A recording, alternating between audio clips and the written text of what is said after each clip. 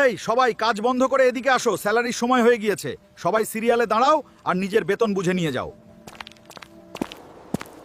আরে বাবা, এত টাকা, এত বেশি টাকা কেন দিল? নিশ্চয়ই মালিক হিসাব করতে কোনো ভুল করেছে। ইমান বলছে টাকা ফেরত দিয়ে দেই, কিন্তু এই ক্ষুধার্ত বাচ্চাদের কি করব?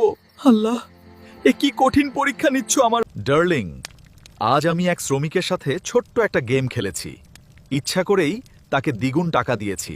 যদি লোকটা সত্যিই সৎ হয় আর টাকা ফেরত দিতে ফিরে আসে, তাহলে তার ভাগ্য আমি নিজ হাতে বদলে দেব। তুমি জেগে জেগে স্বপ্ন দেখছো।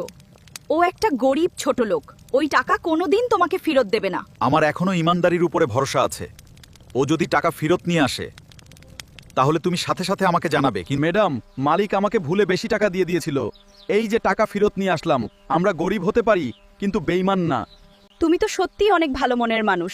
আজকাল এরকম সৎ মানুষ খুঁজে পাওয়া অনেক কঠিন। দাও, টাকাটা দাও, আমি নিজে তোমার মালিককে পৌঁছে দেব। এই নিন ম্যাডাম, আমরা গরিব মানুষ হতে পারি, কিন্তু বেঈমান না।